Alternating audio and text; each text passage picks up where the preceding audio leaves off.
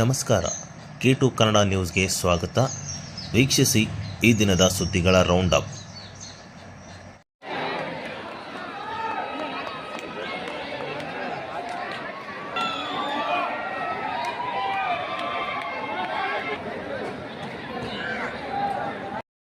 ಮುನ್ನೂರು ಕಾಪು ಸಮಾಜದಿಂದ ಆಯೋಜಿತ 25ನೇ ವರ್ಷದ ಮುಂಗಾರು ಸಾಂಸ್ಕೃತಿಕ ರಾಯಚೂರು ಬೆಳ್ಳಿ ಹಬ್ಬ ಗುರುವಾರ ಸಾಂಸ್ಕೃತಿಕ ಕಾರ್ಯಕ್ರಮಗಳೊಂದಿಗೆ ಅದ್ದೂರಿ ತೆರೆ ಕಂಡಿತು. ಭಾರದ ಕಲ್ಲು ಎಳೆಯುವ ಎತ್ತುಗಳ ಸ್ಪರ್ಧೆ, ಪೈಲ್ವಾನ್ ಕುಸ್ತಿ, ಕೈಕಲ್ಲು ಎತ್ತುವ ಸ್ಪರ್ಧೆ ಹಾಗೂ ಸಾಂಸ್ಕೃತಿಕ ಕಾರ್ಯಕ್ರಮಗಳು ಹೀಗೆ ವೈವಿಧ್ಯಮಯವಾಗಿ ಅನೇಕ ಕಾರ್ಯಕ್ರಮಗಳನ್ನು 8 ದಿನಗಳ ಕಾಲ ನಿರ್ವಹಿಸಲಾಗಿತ್ತು. ಭಾರದ ಕಲ್ಲು ಎಳೆಯುವ ಸ್ಪರ್ಧೆ ಇಂದು ಮಧ್ಯಾಹ್ನ ಮುಕ್ತಾಯಗೊಂಡರೆ ಇಂದು ರಾತ್ರಿ ಗಂಜ್ ಕಲ್ಯಾಣ ಮಂಟಪದಲ್ಲಿ ಸಾಂಸ್ಕೃತಿಕ ಕಾರ್ಯಕ್ರಮಗಳನ್ನು ಸಾವಿರಾರು ಪ್ರೇಕ್ಷಕರು ವೀಕ್ಷಿಸಿ ಸಾಂಸ್ಕೃತಿಕ ದಹತನಿಸಿ ತೆರೆ ಕಂಡಿತು. ವೀರಆಂಜನೇಯ ಮುನ್ನೂರು ಕಾಪು ಕಲ್ಯಾಣ ಮಂಟಪ, ಮುನ್ನೂರು ಕಾಪು ಸಮಾಜ ಸೇರಿದಂತೆ ಗದ್ವಾಲ್ ರಸ್ತೆಯ ಸುತ್ತಮುತ್ತಲಿನ ಪ್ರದೇಶದ ನಿವಾಸಿಗಳಿಗಾಗಿ ಸಾಂಸ್ಕೃತಿಕ ಕಾರ್ಯಕ್ರಮ ಆಯೋಜಿಸಲಾಗಿತ್ತು.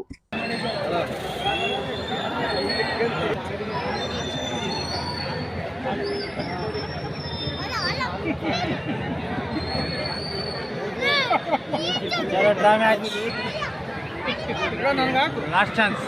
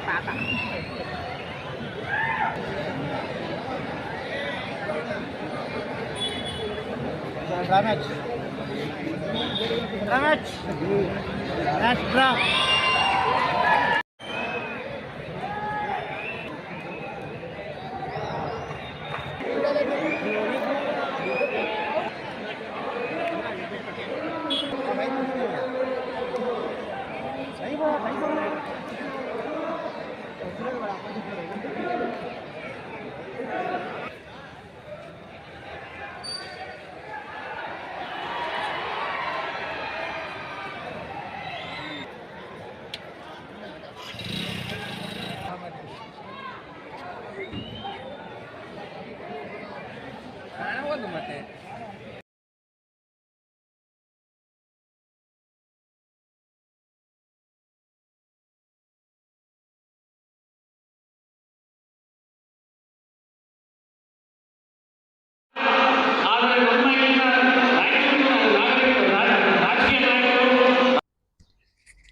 ಯಾವುದೇ ಸಮಾಜ ಅಭಿವೃದ್ಧಿ ಜೊತೆಗೆ ಇಂತಹ ಸಾಂಸ್ಕೃತಿಕ ಕಾರ್ಯಕ್ರಮ ಆಯೋಜನೆಗೆ ಬಲಿಷ್ಠ ನಾಯಕತ್ವ ಮುಖ್ಯ.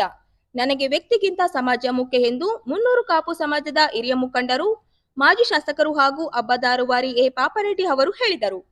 ಅವರಿಂದು ನಗರದ ಗಂಜ್ ಕಲ್ಯಾಣ ಮಂಟಪದಲ್ಲಿ ಆಯೋಜಿಸಿದ ಮುಂಗಾರು ಸಾಂಸ್ಕೃತಿಕ ರಾಯಚೂರು ಬೆಳ್ಳಿ ಹಬ್ಬದ ಕೊನೆಯ ದಿನದ ಸಾಂಸ್ಕೃತಿಕ ಕಾರ್ಯಕ್ರಮವನ್ನು ಉದ್ಘಾಟಿಸಿ ಮಾತನಾಡಿದರು. ಮುನ್ನೂರು ಕಾಪು ಸಮಾಜದ ಕಳೆದ 20 ವರ್ಷಗಳಿಂದ ಮುಂಗಾರು ಬೆಳ್ಳಿ ಹಬ್ಬವನ್ನು ಜಿಲ್ಲೆ ಸೇರಿ ರಾಜ್ಯವೇ ಗುರುತಿಸುವಂತೆ ನಿಟ್ಟಿನಲ್ಲಿ ಅತ್ಯಂತ ಅದ್ದೂರಿಯಾಗಿ ಆಯೋಜನೆ ಮಾಡಲಾಗಿದೆ. ಈ ಬಾರಿ ಮುಂಗಾರು ಬೆಳ್ಳಿ ಹಬ್ಬವನ್ನು ಭಾರಿ ವಿಜೃಂಭಣೆ 8 ದಿನಗಳ ಕಾಲ ವಿವಿಧ ಕಾರ್ಯಕ್ರಮಗಳ ಮೂಲಕ ಪ್ರತಿಭಟನೆಗಳಿಗೆ, ಸಾಹಿತ್ಯ, ಕೃಷಿ, ಕವಿ ಕಲಾವಿದರಿಗೆ ಮುಖ್ಯ ವೇದಿಕೆ ಕಲ್ಪಿಸಿ ಮುಂಗಾರು ಹಬ್ಬ ಇತಿಹಾಸ ದಾಖಲೆಗೆ ಮುನ್ನುಡಿ ಬರೆದಿದ್ದು, ಎಲ್ಲ ಸಮುದಾಯದ ಜನರ ಅವರ ಸಾಮಾಜಿಕ ಸೇವೆ ಗುರುತಿಸಿ ಮುಂಗಾರು ಸಂಪತ್ತು ಸಿರಿ ಪ್ರಶಸ್ತಿ ನೀಡಿ ಗೌರವ ಸನ್ಮಾನಿಸಲಾಯಿತು. ಮುಂಗಾರು ಬೆಳ್ಳಿ ಹಬ್ಬದ ಇಷ್ಟೊಂದು ಅದ್ದೂರಿ ನಡೆಯಲು ನಮ್ಮ ಸಮಾಜದ ಪ್ರತಿಯೊಬ್ಬರು ಸಹಕಾರ ಬಹಳ ದೊಡ್ಡದು. ಸಮಾಜದಲ್ಲಿ ಹುಟ್ಟಿ ಸಮಾಜಕ್ಕೆ ನಾವೇನು ಕೊಡುಗೆ ನೀಡಲಾಗಿದೆ ಎನ್ನುವುದು ಮುಖ್ಯ. ಎಲ್ಲ ಸಮುದಾಯದ ಜನರನ್ನು ಕರೆಯಿಸಿ ಅವರಿಗೆ ಗೌರವಿಸುವ ಮೂಲಕ ನಮ್ಮ ಶ್ರೀಮಂತಿಕೆ ಹೊಂದಿದೆ ಎಂದರು.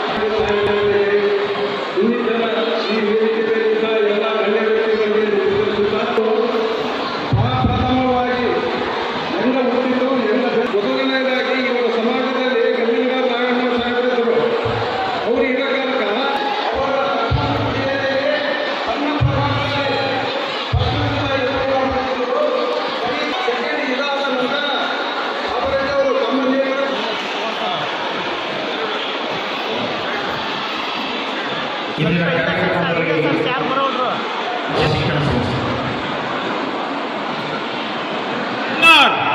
Mother Boys winner box cricket tournament.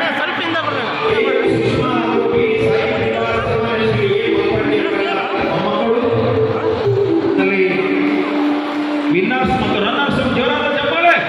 Shri Papareddy ಅವರ ಮೊಮ್ಮಕ್ಕಳು ಹಾಗೂ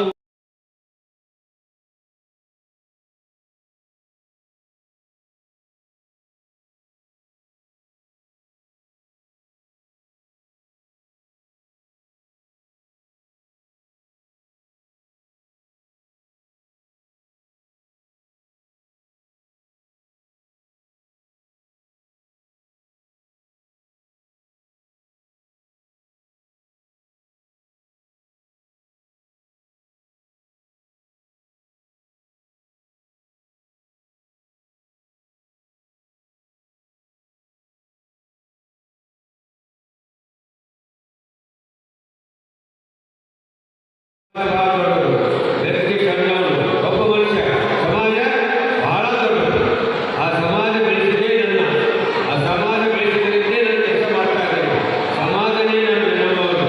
ಈಗ ನಾನು ಎಷ್ಟು ದೊಡ್ಡವನಾದರೂ ಇವತ್ತು ಮುಂದೂರು ಸಮಾಜ ಸರ್ವೇ ನನಗೆ ಇಡೀ ಜಗತ್ತಿನಲ್ಲಿ ಗೌರವ ಕೊಡ್ತಾರೆ, ರಾಜ್ಯದಲ್ಲಿ ಗೌರವ ಕೊಡ್ತಾರೆ. ಯಾಕೆ? ಮುಂದೂರು ಸಮಾಜವಾಗಿ. ಆ ಕಾರಣದಿಂದ ಯಾರೂ ದೊಡ್ಡವರಲ್ಲ. ನಾನು ಅನ್ನೋನು ಹಾಳಾಗ್ತಾನೆ, ನನ್ನದು ಅನ್ನೋನು ಹಾಳಾಗ್ತಾನೆ, ನಮ್ಮದು ಅನ್ನೋನು ಬಾಳ್ತಾನೆ, ನಮ್ಮದು ಅನ್ನೋದು ಇದು ನಮ್ಮೆಲ್ಲರ ಸೇರಿದ ಈ ಒಂದು ಕಾರ್ಯಕ್ರಮ ಆಗಿದೆ. ಆದರೆ ಅದನ್ನ ಜನ ನನ್ನ ಸಮಾಜದಲ್ಲಿ ಬೆಳೆಸಿದೆ. ನೀನೇ ಮಾತಾಡಪ್ಪ, ನೀನೇ ಮಾತಾಡಪ್ಪ, ನಾನು ಮಾತಾಡ್ತಿದ್ದೆ. ಸಮಾಜದ ಪರವಾಗಿ ಕೆಲಸ ಮಾಡ್ತಾ ಇದ್ದೇನೆ. ಅಷ್ಟೇ ಹೊರತಾಗಿ ನನ್ನ ಪರವಾಗಿ ಅಲ್ಲ.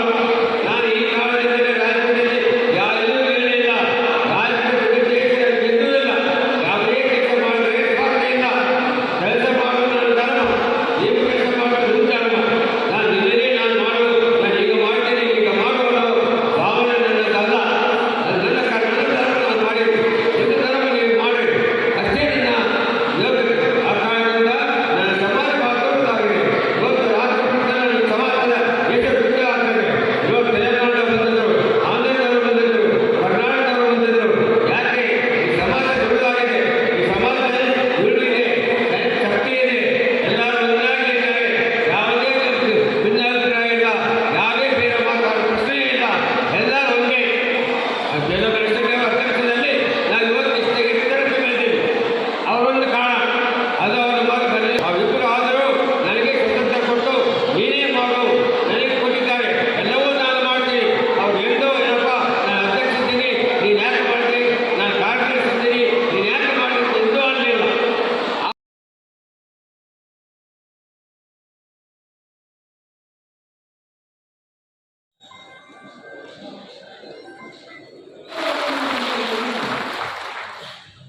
ಇನ್ನು ಕೃಷ್ಣ ಬಲ್ಕಡೆದು ಅಲ್ಲಿ ಮಳೆ ನೀರು ಸುರಿದು ಕರೀತಾವ ಅಷ್ಟೊಂದು ತುಂಗಭದ್ರಾ ಎಡದಂಡೆ ಕಾಲುವೆ ಮತ್ತು ನಾರಾಯಣಪುರ ಬಲದಂಡೆ ಕಾಲುವೆ ಜಿಲ್ಲೆಗೆ ವರದಾನವಾಗಿದ್ದಾರೆ. ಸ್ಥಳೀಯ ನಾಯಕ ನಿರ್ವಹಣಾ ನಿರ್ಲಕ್ಷ್ಯ ಮತ್ತು ಅತಿ ಆಸೆಯಿಂದಾಗಿ ಶಾಪವಾಗಿ ಮಾರ್ಪಟ್ಟಿವೆ ಎಂದು ಹೈದರಾಬಾದ್ ಕರ್ನಾಟಕ ಜನಾಂದೋಲನ ಕೇಂದ್ರದ ಸಂಸ್ಥಾಪಕ ಅಧ್ಯಕ್ಷರಾದ ರಾಘವೇಂದ್ರ ಕುಷ್ಟಗಿ ಅವರು ಕಳವಳ ವ್ಯಕ್ತಪಡಿಸಿದರು. ಅವರಿಂದು ಕೃಷಿ ವಿಶ್ವವಿದ್ಯಾಲಯ ಸಭಾಂಗಣದಲ್ಲಿ ರಾಜ್ಯ ರೈತ ಸಂಘ ಜಿಲ್ಲಾ ಘಟಕದಿಂದ ಆಯೋಜಿಸಲಾಗಿದ್ದ ವೈಚಾರಿಕ ಬರಹಗಾರ ಕರ್ನಾಟಕ ಏಕೀಕರಣ ಮತ್ತು ರೈತ ಹೋರಾಟಗಾರರಾದ ಚನ್ನಬಸಪ್ಪ ಬೆಟ್ಟದೂರು ನೆನಪಿನ ದಿನಾಚರಣೆ ಹಾಗೂ ಅಧ್ಯಯನ ಶಿಬಿರ ಕಾರ್ಯಕ್ರಮ ಉದ್ಘಾಟಿಸಿ ಮಾತನಾಡಿದರು. ಜಿಲ್ಲೆಯ ರೈತರಿಗೆ ತುಂಗಭದ್ರಾ ಎಡದಂಡೆ ಕಾಲುವೆ ಮತ್ತು ನಾರಾಯಣಪುರ ಬಲದಂಡೆ ಕಾಲುವೆಯ ವರದಾನವಾಗಿದೆ.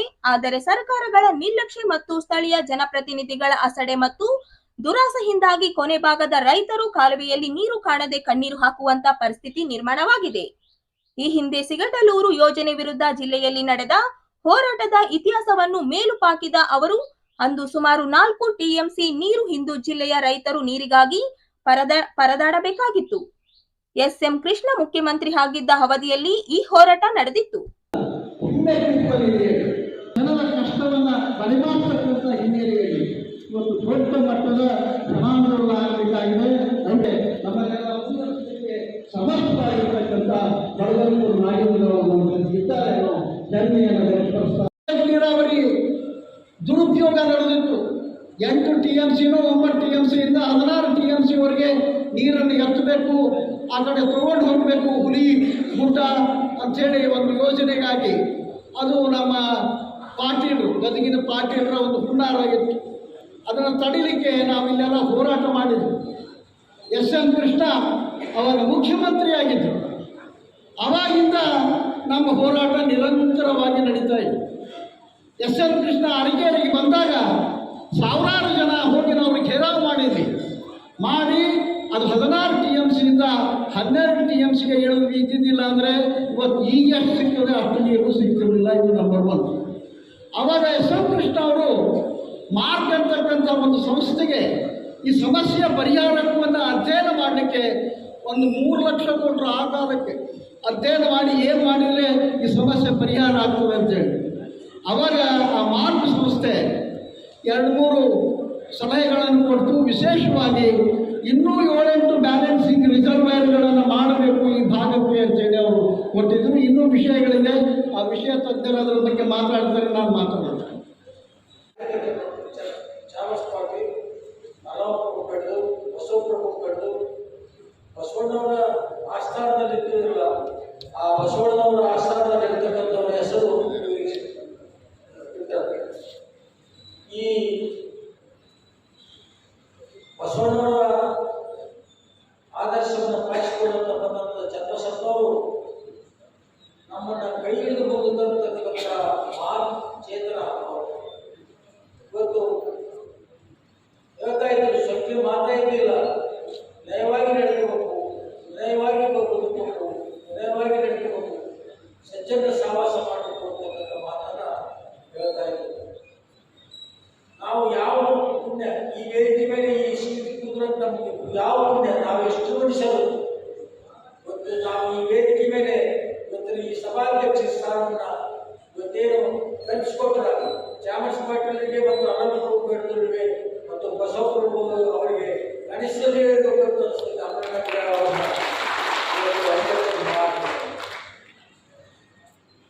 ಇವತ್ತು ನೀವೇನು ಮಾಡಿ ರೇಷನ್ದವರು ಅಂತ ಕೇಳಿದ್ರು. ಚನ್ನಬಸಪ್ಪನವರ ನೇತೃತ್ವದಲ್ಲಿ 12,000 ಎಕರೆ ಬೆಳೆಯನ್ನು ಉಳಿಸ್ತಕ್ಕಂಥ ಹೋರಾಟ ಮಾಡಿ 12,000 ಎಕರೆ ಬೆಳೆ ನಷ್ಟ ಆಗುತ್ತೆ ನೀರಿಂದ. 3 ಶಾಸಕರಿಗೆ ದಿಗ್ಬಂಧರಾಗಿ ಉಪವಾಸ ಸತ್ಯಾಗ್ರಹ ಮಾಡಿ ಇವತ್ತು ಚಾಮರಾಜ ಪಾಟೀಲರ ನೇತೃತ್ವದಲ್ಲಿ ನೀರು ಕೊಡಿಸಿ ಬೆಳೆಯನ್ನು ರಕ್ಷಣೆ ಮಾಡಿ ಇಡೀ ದೇಶದಲ್ಲಿ ಎಲ್ಲಿ ಇದ್ದಿಲ್ಲ ಸಜ್ಜೀಕರಣ ಕೇಂದ್ರ ಊರಿನೆಲ್ಲ ಖರೀದಿ ಮಾಡ್ತಾ ಇದ್ರು.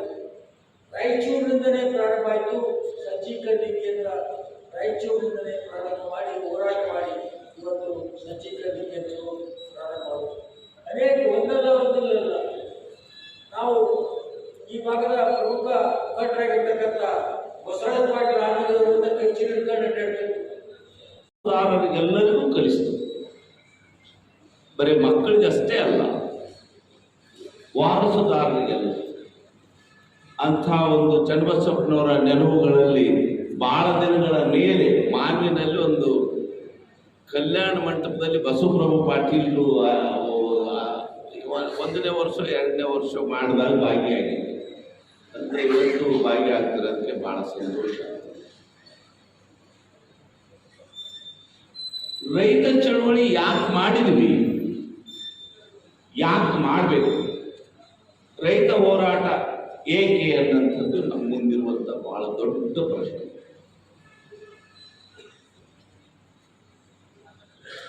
ಒಂದು ಸಾರಿ ಈ ದೇಶನ ಅವಲೋಕನ ಮಾಡಬೇಕು.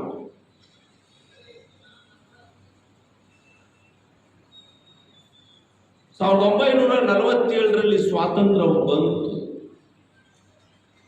ಸ್ವಾತಂತ್ರ್ಯ ಬಂದ ಮೇಲೆ ಈ ದೇಶದ ಜನಸಂಖ್ಯೆ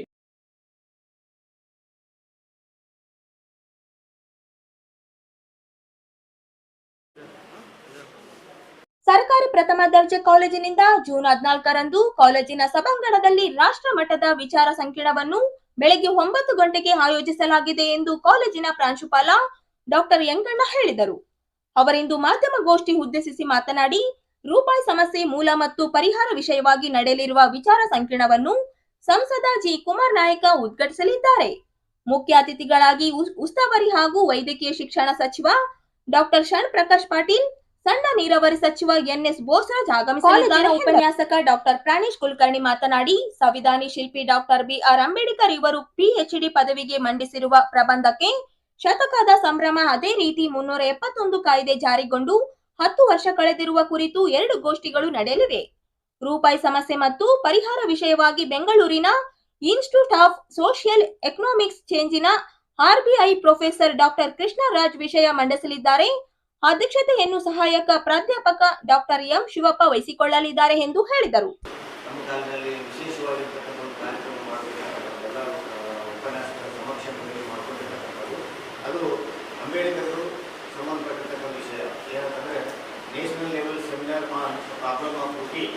it is origin and it is solution by doctor BR Ambedkar and regional imbalance ಬಗ್ಗೆ ಮತ್ತು ಅದರ ಜೊತೆಗೆ ಕಾಸಸ್ ಮತ್ತು solutions with special reference to article 371J. ಇದರ ಪ್ರಾಯುಕ್ತವಾಗಿ ನಾವು ನಾಳೆ ಕಾರ್ಯಕ್ರಮವನ್ನು ಹಮ್ಮಿಕೊಂಡಿದ್ದೇವೆ. ಸೊ ಈ ಕಾರ್ಯಕ್ರಮ ಯಶಸ್ವಿ ಆಗಲಿಕ್ಕೆ ನೀವೆಲ್ಲರೂ ಕೋಪರೇಷನ್ ಕೊಡಬೇಕು, ಇದ್ರ ಬಗ್ಗೆ ಜಾಸ್ತಿ ಪ್ರಚಾರವನ್ನು ಮಾಡಬೇಕು ಅಂತ ನಾನು ಈ ಮುಖಾಂತರ ನಮ್ಮಲ್ಲಿ ಮನವಿಯನ್ನು ಮಾಡಿಕೊಳ್ತಾ ಇದ್ದೇನೆ. ಸೊ ಹೀಗಾಗಿ ನಮ್ಮ ಹೆಚ್ಚಿನ ಮಾಹಿತಿಯನ್ನು ನಮ್ಮ ಪ್ರಾಣೇಶ್ ಕುಲಕರ್ಣಿ ಅವರ ಬಗ್ಗೆ ಇನ್ಫಾರ್ಮೇಷನ್ ಕೊಡ್ತಾರೆ. ಎಲ್ಲ ಇವತ್ತು ಬಂದಂಥ ಮಹಾನ್ ಮೇಧಾವಿಯಾದ ಭಾರತ ರತ್ನ ಡಾಕ್ಟರ್ ಬಿಆರ್ ಅಂಬೇಡ್ಕರ್ ಅವರು 1923ರಲ್ಲಿ ಲಂಡನ್ ಸ್ಕೂಲ್ ಆಫ್ ಎಕನಾಮಿಕ್ಸ್ ಏನಂತಂದರೆ PhD-ಯನ್ನು ಪಡೆದಿದ್ದಾರೆ. ಅವರು PhD ಪಡೀಲಿಕ್ಕೆ ಮಂಡಿಸಿದ ಪ್ರಬಂಧದ ಟೈಟಲ್ ಏನಂತಂದರೆ the problem of rupee, it's origin and it's sources solutions ಅಂತ ಹೇಳಿ ಈ ಪ್ರಬಂಧ ಮಂಡಿಸಿದ್ರೂ ಶತಮಾನ ಕಳೆದಿದೆ. 1923ರಲ್ಲಿ ಇದೇ ಟೈಟಲಿನ ಬುಕ್ ಒಂದು ಪಬ್ಲಿಷ್ ಆಯಿತು. Same the problem of rupee, it's origin and it's solutions ಅಂತೇಳಿ. ಪ್ರಬಂಧ ಮತ್ತು ಗ್ರಂಥ ಎರಡಕ್ಕೂ 100 ವರ್ಷ ತುಂಬಿದ ಪ್ರಯುಕ್ತ ಅರ್ಥಶಾಸ್ತ್ರ ವಿಭಾಗದ ಒಂದಿಗೆ ಉಳಿದಂತೆ ನಮ್ಮ ಎಲ್ಲ ಮಿತ್ರರ ಸಹಕಾರ ಮತ್ತು ನಾಯಕತ್ವದಲ್ಲಿ ರಾಷ್ಟ್ರಮಟ್ಟದ ಸಂಕಿರಣವನ್ನು ಏರ್ಪಡಿಸಿವಿ ನಾಳೆ. ಇದರ ಕುರಿತು ಅಂದರೆ 2 ವಿಷಯಗಳು, ಒಂದು ಭಾರತ ರತ್ನ ಡಾಕ್ಟರ್ ಬಿಆರ್ ಅಂಬೇಡ್ಕರ್ ಅವರ ಪ್ರಬಂಧದ ಕುರಿತು ಮತ್ತು ಎರಡನೇದು 371J ಕಲಮು ಅದು ಕಾಯ್ದೆಯಾಗಿ ಜಾರಿಯಾಗಿ 10 ವರ್ಷ 11 ದಶಕ ಕಳೆದಿದೆ. ಅದಕ್ಕೆ 100 ವರ್ಷ ಆಗಿದೆ. ಇದಕ್ಕೆ 1 ದಶಕ ಕಳೆದಿರೋದು 2 ಮಹತ್ತರವಾದ ಘಟನೆಗಳನ್ನು ಅರ್ಥಪೂರ್ಣವಾಗಿ ಆಚರಿಸಲಿಕ್ಕೆ 2 ಮಹನೀಯರನ್ನು ಕರೆದಿದೆ. ಒಬ್ಬರು ಪ್ರೊಫೆಸರ್ ಕೃಷ್ಣರಾಜ್ ಅಂತ ಹೇಳಿ, ಇವರು Indian socio economic changes institute ಏನು ಬೆಂಗಳೂರಲ್ಲಿ ಇದೆಯೋ ಅದರದ್ದು RBIದು ಪ್ರೊಫೆಸರ್ ಇದ್ದಾರೆ. ಇವರು ಡಾಕ್ಟರ್ ಬಿಆರ್ ಅಂಬೇಡ್ಕರ್ ಅವರ ಜೀವನ ಮತ್ತು ಅವರ ಕೃತಿಗಳ ಕುರಿತು ಮಾತನಾಡ್ತಾರೆ. ಎರಡನೇದು ಮಧ್ಯಾಹ್ನದ ಅವಧಿಗೆ ಏನಂತಂದರೆ ಪ್ರೊಫೆಸರ್ ಕಾಂಬ್ಳೆ ಪ್ರಕಾಶ್ ಶಂಕರ್ ಅಂತ ಹೇಳಿ, ಇವರು ಶಿವಾಜಿ ಯೂನಿವರ್ಸಿಟಿ ಕೋಲ್ಹಾಪುರ್ ಮಹಾರಾಷ್ಟ್ರದಲ್ಲಿ ಸೀನಿಯರ್ ಪ್ರೊಫೆಸರ್ ಆಗಿ ಕೆಲಸ ಮಾಡ್ತಾರೆ. ಇವರು ಮರಾಠವಾಡ ಮತ್ತು ಕರ್ನಾಟಕದ 371J ಏನಿದೆಯೋ ಅದನ್ನು ಆಧಾರವಾಗಿಟ್ಕೊಂಡು ಪ್ರಾದೇಶಿಕ ಅಸಮತೋಲನಗಳು ಉಂಟಾಗಲಿಕ್ಕೆ ಕಾರಣಗಳೇನು ಮತ್ತು ಅವುಗಳನ್ನು ನಿವಾರಿಸಲಿಕ್ಕೆ ಇರುವಂಥ ಕ್ರಮಗಳೇನು ಅನ್ನೋದ್ರ ಬಗ್ಗೆ ಅವರು ಮಾತಾಡ್ತಾರೆ. ಇದೇ ಸಂದರ್ಭದಲ್ಲಿ ರಾಷ್ಟ್ರೀಯ ಉಪಾಧ್ಯಕ್ಷರಾದ ಡಾಕ್ಟರ್ ಅಬ್ದುಲ್ ರಜಾಕ್ ಅವರು, ಇದು ರಜಾಕ್ ಉಸ್ತಾದ್ ಅವರು ಕೂಡ ನಮ್ಮೊಂದಿಗೆ ಇರ್ತಾರೆ. ಅವರು 371J ಬಗ್ಗೆ ವಿಸ್ತೃತವಾಗಿ ಮಾತನಾಡಲಿದ್ದಾರೆ. ಇದೇ ಪ್ರಯುಕ್ತವಾಗಿ ನಾವು ಒಂದು ರತ್ನಪ್ರಭಾ ಅಂತ ಹೇಳಿ ಒಂದು ಸ್ಮರಣ ಸಂಚಿಕೆ ತರ್ತಾ ಇದ್ದೀವಿ. ಈ ಸ್ಮರಣ ಸಂಚಿಕೆಯಲ್ಲಿ ಈಗಾಗಲೇ 34 ಜನ ವಿದ್ವಾಂಸರು ತಮ್ಮ ಲೇಖನಗಳನ್ನು ಕಳಿಸಿದ್ದಾರೆ. ಆ ರತ್ನಪ್ರಭಾ ಏನು ಸ್ಮರಣ ಸಂಚಿಕೆ ಇದೆಯೋ ಅದಕ್ಕೆ ಬಿಡುಗಡೆ ಕಾರ್ಯಕ್ರಮ ಕೂಡ ನಾಳೆ ನಾವು ಇಟ್ಕೊಂಡಿದ್ದೀವಿ ಸಾಂಕೇತಿಕವಾಗಿ. ಜೊತೆಗೆ ನಮ್ಮ ಜನಪ್ರಿಯ ಲೋಕಸಭಾ ಸದಸ್ಯರಾದ ಸನ್ಮಾನ್ಯ ಶ್ರೀ ಜಿ ಕುಮಾರ್ ನಾಯಕ್ ಸರ್ ಇದ್ದ ಕಾರ್ಯಕ್ರಮವನ್ನು ಉದ್ಘಾಟಿಸಲಿದ್ದಾರೆ. ನಮ್ಮ ಜಿಲ್ಲಾ ಉಸ್ತುವಾರಿ ಸಚಿವರು ಮತ್ತು ನಮ್ಮ ಡಾಕ್ಟರ್ ಸನ್ಮಾನ್ಯ ಶ್ರೀ ಬೋಸರಾಜು ಸರ್ ಕೂಡ ನಮ್ಮೊಂದಿಗೆ ಇರಲಿದ್ದಾರೆ ನಾಳೆ. ಹೀಗಾಗಿ ಈ ಒಂದು ಏನು ಕಾರ್ಯಕ್ರಮದನು ಇದು ಬಹಳ ಅರ್ಥಪೂರ್ಣವಾಗಿದೆ. ಎಲ್ಲ ರಾಯಚೂರು ನಗರದ ಮತ್ತು ರಾಯಚೂರು ನಗರದ ಎಲ್ಲ ಕಾಲೇಜಿನ ವಿದ್ಯಾರ್ಥಿಗಳು ಇದರಲ್ಲಿ ಭಾಗವಹಿಸಿದರೆ ಅವರಿಗೆ ಬಹಳ ಇದು ಆಗ್ತದೆ. ಆ್ಯಂಡ್ ಮಧ್ಯಾಹ್ನ ಸಾಂಕೇತಿಕವಾಗಿ ಏನು ರತ್ನಪ್ರಭಾ ಸ್ಮರಣ ಸಂಚಿಕೆ ಬಿಡುಗಡೆ ಅದನ್ನು ಈ ಕಾರ್ಯಕ್ರಮವನ್ನು ನಮ್ಮ ನಗರದ ಜನಪ್ರಿಯ ಶಾಸಕರಾದ ಡಾಕ್ಟರ್ ಶಿವರಾಜ್ ಪಾಟೀಲ್ ಎಸ್ ಅವರು ನೆರವೇರಿಸಲಿದ್ದಾರೆ. ಅವರೊಂದಿಗೆ ಸನ್ಮಾನ್ಯ ಶ್ರೀ ಎ ವಸಂತ್ ಕುಮಾರ್ ಕೂಡ ಉಪಸ್ಥಿತರಿರ್ತಾರೆ. ಹೀಗಾಗಿ ಈ ಕಾರ್ಯಕ್ರಮದ ಬಗ್ಗೆ ಪ್ರಚಾರ ಮಾಡಬೇಕು.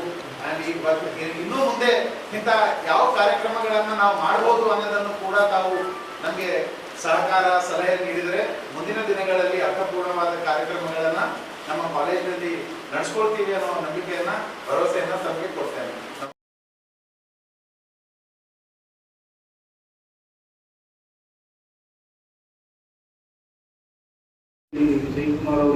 ವಿಧಾನ ಪರಿಷತ್ ಸದಸ್ಯ ಹೇ ವಸಂತ್ ಕುಮಾರ್ ಇವರು ಮಾದಿಗ ಚೆಲುವಾದಿ ಸಮಾಜಕ್ಕೆ ಸೇರಿದವರಾಗದೆ ಮತಾಂತರಗೊಂಡ ಕ್ರೈಸ್ತನ ಸಮುದಾಯಕ್ಕೆ ಸೇರಿದ್ದಾರೆ.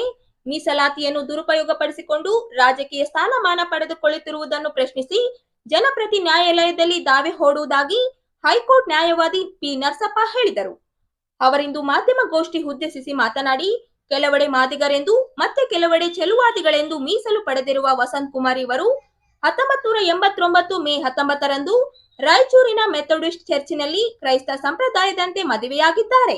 ಮತಾಂತರಗೊಂಡಿದ್ದರಿಂದ ಅವರಿಗೆ ಅವಕಾಶ ನೀಡಲಾಗಿದೆ. ಮತಾಂತರಗೊಂಡವರಿಗೆ ಸುಪ್ರೀಂ ಕೋರ್ಟ್ ತೀರ್ಪು ಆಧಾರದ ಮೇಲೆ ಪರಿಶಿಷ್ಟ ಜಾತಿ ಸೌಲಭ್ಯ ಪಡೆಯಲು ಅರ್ಹರಾಗಿರುವುದಿಲ್ಲ. ಆದರೂ ವಸಂತ್ ಕುಮಾರ್ ಇವರು ಜವಾಹರ್ ನಗರ್ ಗೃಹ ನಿರ್ಮಾಣ ಸಹಕಾರಿ ಸಂಘದಲ್ಲಿ ಮಾದಿಗ ಎಂದು ಜಾತಿ ಪ್ರಮಾಣ ಪತ್ರ ನೀಡಿ 6 ನಿವೇಶನಗಳನ್ನು ಪಡೆದಿದ್ದಾರೆ. ಆರ್ಡಿಎ ಅಧ್ಯಕ್ಷರಾಗಿ ಅಧಿಕಾರ ಮಾಡಿ ಕರ್ನಾಟಕ ಹೌಸಿಂಗ್ ಬೋರ್ಡ್ ನಿಂದ 2 ದೊಡ್ಡ ನಿವೇಶನಗಳನ್ನು ಪಡೆದಿದ್ದಾರೆ. ಒಂದು ನಿವೇಶನ ವಸಂತ್ ಕುಮಾರ್ ಎಂದು ಮತ್ತೊಂದು ವಿ.ಎ. ಕುಮಾರ್ ಎಂಬ ಹೆಸರಿನಲ್ಲಿ ನಿವೇಶನ ಪಡೆದಿದ್ದಾರೆ. ಆದರೂ ಸರ್ಕಾರಕ್ಕೆ ಸುಳ್ಳು ಪ್ರಮಾಣ ಪತ್ರ ನೀಡಿ ಯಾವುದೇ ನಿವೇಶನ ಪಡೆದಿಲ್ಲ ಎಂದು ಪ್ರಮಾಣ ಪತ್ರ ನೀಡಿರುವುದು ಅಪರಾಧವಾಗಿದ್ದು ಜನಪ್ರತಿನಿಧಿ ಕೋರ್ಟ್ನಲ್ಲಿ ಪ್ರಶ್ನಿಸಲಾಗುತ್ತದೆ ಎಂದರು. ವಸಂತ್ ಕುಮಾರ್ ಅವರ ಜಾತಿ ಬಗ್ಗೆ ಬಹಳ ವರ್ಷದಿಂದ ನಾನು ಹೋರಾಟ ಮಾಡ್ತಾ ಇದ್ದೀನಿ. 2015 ಮತ್ತು 2016ರಲ್ಲಿ ತಹಸೀಲ್ದಾರ್ ಮತ್ತು ಡಿ.ಸಿ ಅವರಿಗೆ ಅರ್ಜಿ ಕೊಟ್ಟಿದೆ. ಅವ್ರ ಮನೆಯಲ್ಲಿ ಒಂದು 20 ಮಂದಿ ಜನಸಂಖ್ಯೆ ಇದೆ. ಒಂದು ವೇಳೆ ಒಳ ಮೀಸಲಾತಿ ಬಂದರೆ ಮಾದಿಗರಿಗೆ, ಒಲೆಯರಿಗೆ, ಸಮುದಾಯರಿಗೆ ಅವರಿಗೆ ಏನು ಪರ್ಸೆಂಟೇಜು ಬೈಫಾರ್ಕೇಷನ್ ಆಗ್ತದೆ ಸೊಸೈಟಿಯಲ್ಲಿ, ಅದು ಒಂದು ವೇಳೆ ಅವ್ರು ಮಾದಿಗರಿಗೆ ಮಾದಿಗ ಅಂತೇಳಿ ಬೇಕ್ ಸರ್ಟಿಫಿಕೇಟ್ ತೊಗೊಂಡು ಅವ್ರು ರಾಜಕೀಯ ಮಾಡ್ತಾ ಇದ್ದಾರೆ. ಅವ್ರಿಗೆ ಇವತ್ತಿನವರೆಗೆ ಮಾದಿಗ ಅಂತಕ್ಕಂಥದ್ದು ಸರ್ಟಿಫಿಕೇಟ್ ಇಲ್ಲದೆ ಅವರು ರಾಜಕೀಯ ಇದು ಮಾಡ್ತಾ ಇದ್ದಾರೆ. ಹೋದ ವರ್ಷ 2024 3/6/2024ರಲ್ಲಿ ಚುನಾವಣೆಯಲ್ಲಿ ಬಂದಿದೆ. ಅವರು ಬಲಗೈ ಸಮಾಜದವರು ಅಂತೇಳಿ, ಬಲಗೈ ಮೀನ್ಸು ಒಲೆಯ ಸಮಾಜ ಅಂತ. ಒಲೆಯ ಸಮಾಜದಲ್ಲಿ ಕೂಡ ಒಳಪಂಗಡ ಹಾಗೂ ಚಿನ್ನದಾಸರು ಅಂತ ಅವರು ಮೇನ್ ಅವ್ರ ಜಾತಿ ಒಂದು ಚಿನ್ನದಾಸರು. ಅವರು ಆಂಧ್ರದವರು. ಆ ಜನಸಂಖ್ಯೆ ನಮ್ಮ ರಾಯಚೂರಲ್ಲಿ 180 ಮಂದಿ ಇದೆ, ಬಳ್ಳಾರಿಯಲ್ಲಿ 220 ಮಂದಿ ಇದೆ. ಟೋಟಲಿ ನಮ್ಮ ಕರ್ನಾಟಕ ರಾಜ್ಯದಲ್ಲಿ ಬಳ್ಳಾರಿ ಮತ್ತು ರಾಯಚೂರಲ್ಲಿ ಕೇವಲ 150-200 ಮಂದಿ ಇದ್ದಾರೆ. ಅದು ನಾವು ಕ್ಯಾಲ್ಕುಲೇಷನ್ ಮಾಡಿಕೊಂಡ್ರೆ 0.0005 ಬರ್ತದೆ ಸರ್. ಅಂಥ ಸಮಾಜಕ್ಕೆ ಕಂಪ್ಲೀಟ್ MLC ಪದವಿಯಾಗಲಿ, ಮಿನಿಸ್ಟ್ರಿಶಿಪ್ ಪದವಿಯಾಗಲಿ ಕೊಡೋದ್ರಿಂದ ಬಾಕಿ ಸಮಾಜಗಳು ಮಹಿಳೆಯರಾಗಲಿ, ಮಾದರಾಗಲಿ, ಇತರೆ ಒಳಪಂಗಡಗಳಾಗಲಿ ಅವ್ರಿಗೆ ಅನ್ಯಾಯ ಆಗ್ತದೆ. ಯಾಕಂದರೆ ಆರ್ಥಿಕವಾಗಿ ಈಗಾಗಲೇ ಅವರು ಬೇಕ್ ಸರ್ಟಿಫಿಕೇಟ್ನಿಂದ ತುಂಬ ದುಡಿದುಕೊಂಡಿದ್ದಾರೆ. ಅವ್ರ ಮಕ್ಕಳು ಅವರಿಗೆ ಏಕಾಗ್ರತೆ ಜಾಸ್ತಿ. ಮಾದಿಗರಿಗಿಂತ ಒಲೆಯ ಸಮಾಜಕ್ಕಾಗಲಿ ಅಥವಾ ಈ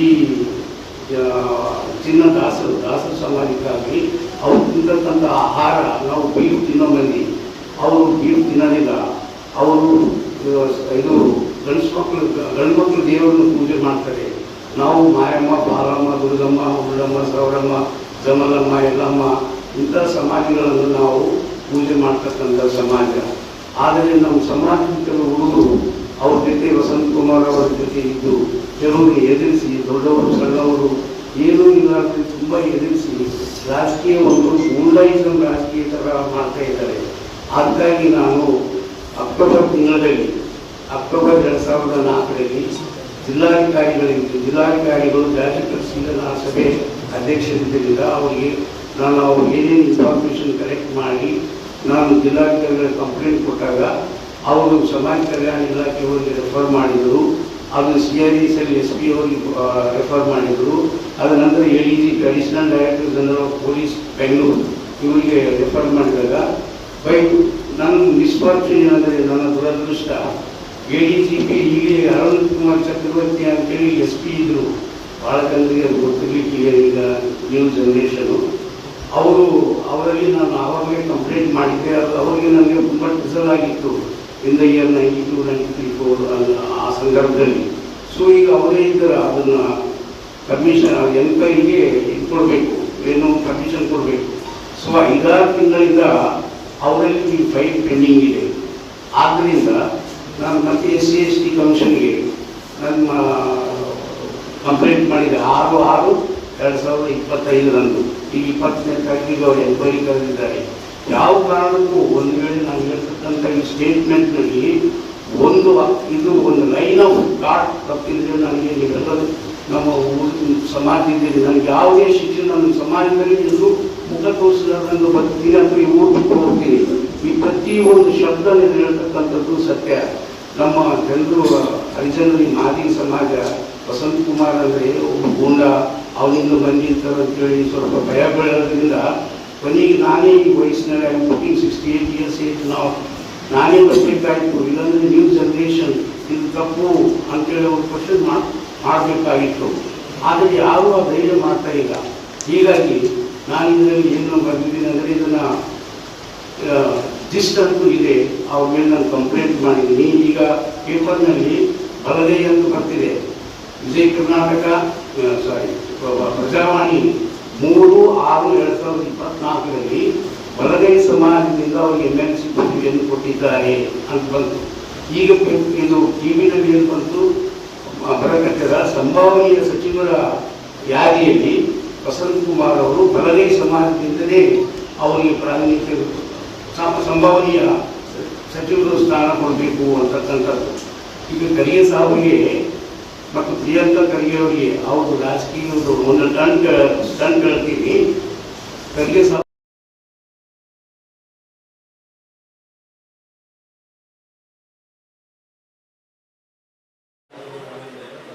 ಕಲಬುರಗಿಯ ಹಜರತ್ ಖಾಜಾ ಬಂದೆ ನವಜ್ ದರ್ಗಾದ ಸಜ್ಜದೆ ನಶೀನ್ ಹಾಗೂ ರಾಜ್ಯ ವಾಕ್ಫ್ ಮಂಡಳಿ ನೂತನ ಅಧ್ಯಕ್ಷ ಹಜರತ್ ಡಾಕ್ಟರ್ ಸೈಯದ್ ಶಾ ಅಲಿ ಅಲ್ ಹುಸೇನಿ ಸಾಹೇಬರ ಸನ್ಮಾನ ಸಮಾರಂಭ ಮತ್ತು ಭಾರತದ ಪ್ರಸ್ತುತ ಪರಿಸ್ಥಿತಿ ಮತ್ತು ನಮ್ಮ ಜವಾಬ್ದಾರಿ ಕುರಿತು ಕಾರ್ಯಕ್ರಮ ನಾಳೆ ದಿನಾಂಕ 14ರಂದು ಸಂಜೆ ನಗರದ ಬಸವೇಶ್ವರ ವೃತ್ತದ ಬಳಿ ವಾಲ್ಕೆಟ್ ಗ್ರೌಂಡ್ನಲ್ಲಿ ರಾತ್ರಿ 8:30ಕ್ಕೆ ಧರ್ಮಗುರುಗಳು ಹಾಗೂ ಸಮಾಜದ ಮುಖಂಡರ ನೇತೃತ್ವದಲ್ಲಿ ಆಯೋಜಿಸಲಾಗಿದೆ ಎಂದು ಕಾಂಗ್ರೆಸ್ ಮುಖಂಡ ಮಹಮ್ಮದ್ ಶಾಲಂ ಹೇಳಿದರು.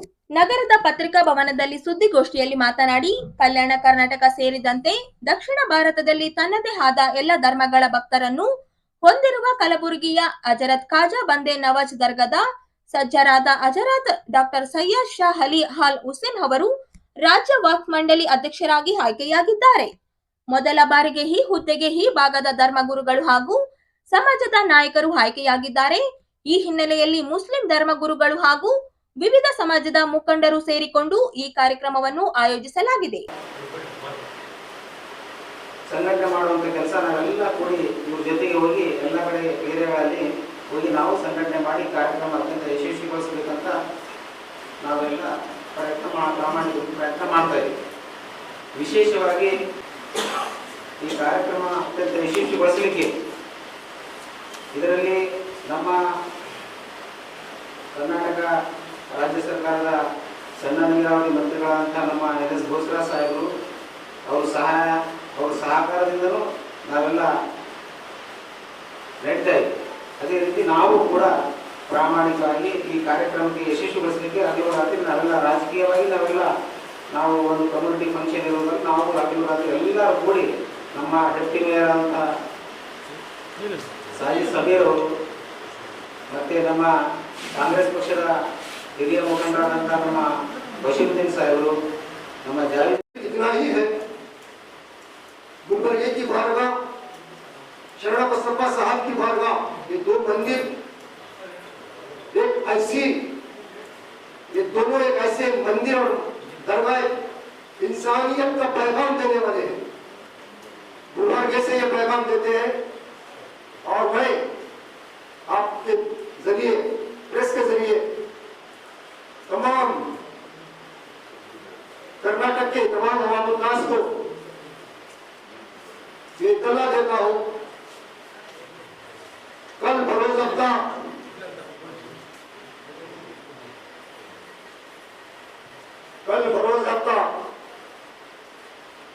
बाद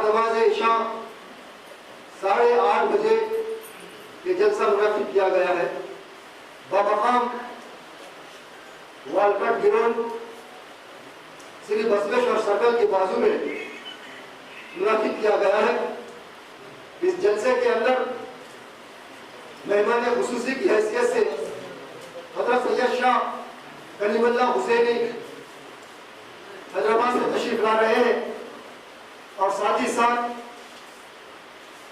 कर्नाटक नहीं बल्कि आंध्रा, तेलंगाना, महाराष्ट्र से सादात इकराम, मशाइखिन उज़्ज़ाम, उलमाए ज़ी वक़ार और तमाम जमाती के हज़रात इस जलसे में शरीक होने वाले हैं। और मैं इस प्रेस के जरिए आज हम राज्यों के अंदर तमाम लोगों की जानिब से हम ये भी बेड़ा उठाए हैं, इस जलसे से हम तमाम लोगों को ये पैगाम देना चाहते हैं, हिंदुस्तान के अंदर अमन, अमान, शांति के साथ हम इंसानियत का पैगाम देंगे। और इस जलसे को कामयाब बनाने के लिए आप तमाम प्रेस मीट के जरिए, आप तमाम के जरिए लोगों तक ये पैगाम और आम करें। और कहते हुए मैं इस जलसे की सदारत के हिस्से से आपके सामने तमाम तफसीलात को रखा हूँ। इंशाअल्लाह इस जलसे के अंदर तमाम जाति के लोग, तमाम धार्मिक के लोग इंशाअल्लाह इस जलसे के अंदर शरीक होने की इजाज़त है। जलसा